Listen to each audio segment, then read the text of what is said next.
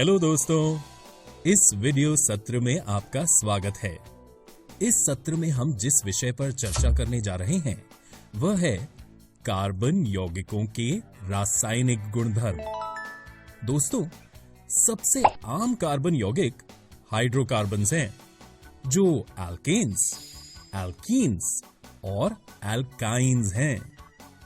हम आज जिन रासायनिक गुणधर्मों का अध्ययन करने जा रहे हैं वे हैं दहन अभिक्रियाएं, कंबस्टन रिएक्शन, ऑक्सीकरण अभिक्रियाएं, ऑक्सीडेशन रिएक्शन, संकलन अभिक्रियाएं, एडिशन रिएक्शन और प्रतिस्थापन अभिक्रियाएं, रिप्लेसमेंट रिएक्शन।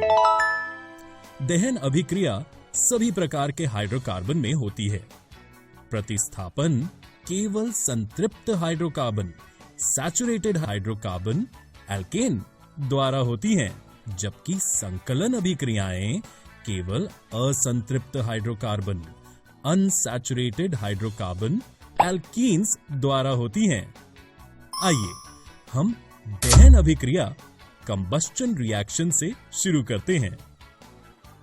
अपने सभी अपरूपों में कार्बन ऑक्सीजन में दहन करके ऊष्मा एवं प्रकाश के साथ कार्बन डाइऑक्साइड देता है। दहन पर अधिकांश कार्बन यौगिक भी प्रचुर मात्रा में ऊष्मा एवं प्रकाश को मुक्त करते हैं। ये कुछ ऑक्सीकरण अभिक्रियाएं हैं जिनका अध्ययन हम कर चुके हैं।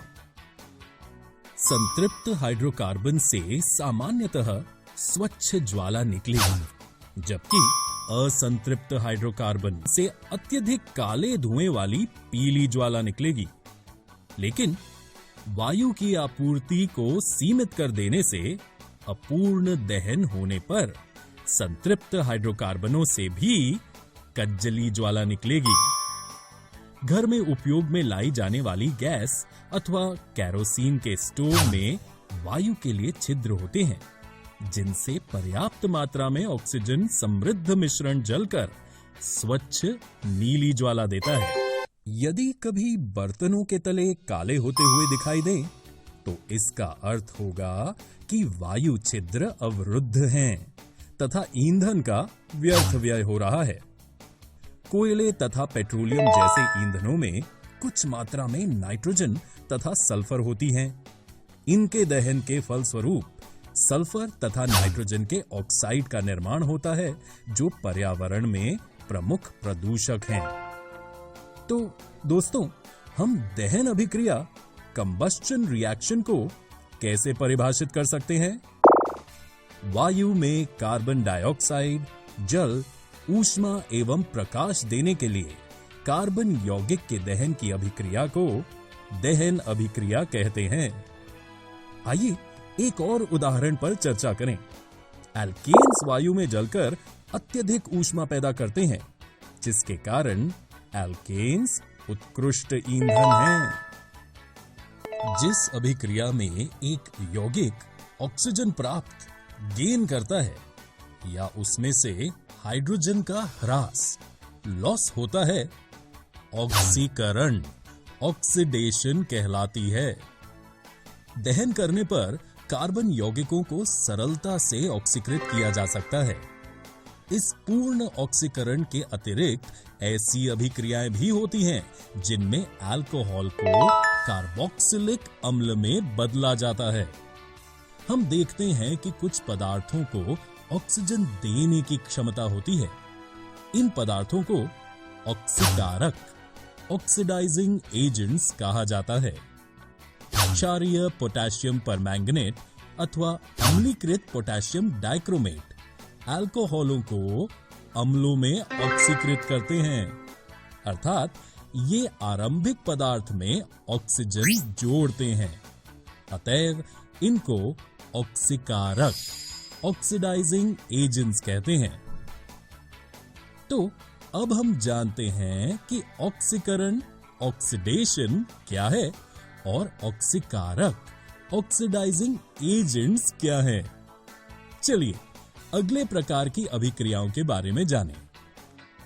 ऐसी अभिक्रिया जिसमें हाइड्रोकार्बन के एक या अधिक हाइड्रोजन परमाणुओं को कुछ अन्य परमाणुओं द्वारा प्रतिस्थापित किया जाता है। प्रतिस्थापन अभिक्रियाएं सब्स्टिट्यूशन रिएक्शन कहलाती हैं। संतृप्त हाइड्रोकार्बन अत्यधिक अनभिकृत होते हैं तथा अधिकांश अभिकर्मकों की उपस्थिति में अक्रिय होते हैं। हालांकि सूर्य के प्रकाश की उपस्थिति में अति तीव्र अभिक्रिया में क्लोरीन के हाइड्रोकार्बन का संकलन होता है। क्लोरीन एक एक करके हाइड्रोजन के परमाणुओं का प्रतिस्थापन करती है। इसको प्रतिस्थापन अभिक्रिया सब्स्टिट्यूशन रिएक्शन कहते हैं, क्योंकि एक प्रकार का परमाणु अथवा परमाणुओं के समूह दूसरे का स्थान लेते हैं। साधारणतः उच्च समजातीय एल्केन के साथ अनेक उत्पादों का निर्माण होता है। इस अभिक्रिया में मीथेन के केवल एक हाइड्रोजन परमाणु को क्लोरीन परमाणु द्वारा प्रतिस्थापित किया गया है और हमें क्लोरोमीथेन प्राप्त होता है। अधिक क्लोरीन की आपूर्ति करने से एक एक करके क्लोरीन द्वारा मीथेन के सभी हाइड्रोजन परमाणुओं को प्रतिस्थापित करना संभव है। इस तरह हम 3 और यौगिक डाइक्लोरोमीथेन या मिथिलीन डाइक्लोराइड प्राप्त कर सकते हैं। आइए अब हम अगली अभिक्रिया के बारे में जानें।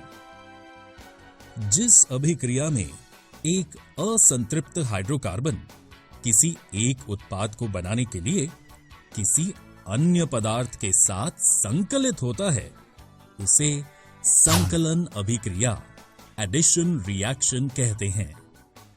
संकलन अभिक्रियाएं जैसे कि हाइड्रोजन, क्लोरीन या ब्रोमीन के अलावा असंतृप्त हाइड्रोकार्बन की एक विशिष्ट गुणधर्म होते हैं। सभी असंतृप्त हाइड्रोकार्बन जिनमें द्विआबंध और त्रिआबंध होते हैं, जैसे कि एल्कीन्स और एल्काइन्स, संकलन अभिक्रियाएं करते हैं। पैलेडियम अथवा निकेल जैसे उत्प्रेरकों की उपस्थिति में असंतृप्त हाइड्रोकार्बन हाइड्रोजन जोड़कर संतृप्त हाइड्रोकार्बन देते हैं। उत्प्रेरक वो पदार्थ होते हैं जिनके कारण अभिक्रिया भिन्न दर से आगे बढ़ती है, जो अभिक्रिया को प्रभावित नहीं करते हैं। निकेल उत्प्रेरक का उपयोग करके साधारणतः वनस्पति तेलों के हाइड्रोजनीकरण में इस अभिक्रिया का उपयोग होता है। वनस्पति तेलों में साधारणतः लंबी असंतृप्त कार्बन श्रृंखलाएं होती हैं, जबकि जंतु वसा में संतृप्त कार्बन श्रृंखलाएं होती हैं। आपने देखा होगा कि कुछ विज्ञापनों में कहा जाता है कि वनस्पति तेल स्वास्थ्यवर्धक होते हैं। साधारणतः जंतु वसा में संतृप्त वसा अम्ल होते हैं, जो स्वास्थ्य के लिए हानिकारक माने जाते हैं। भोजन पकाने के लिए असंतृप्त वसा अम्लों वाले तेलों का उपयोग करना चाहिए। सामान्य रूप से असंतृप्त हाइड्रोकार्बन संतृप्त हाइड्रोकार्बन बनाने के लिए निकेल या पैलेडियम जैसे उत्प्रेरक की उपस्थिति में हाइड्रोजन जोड़ते हैं।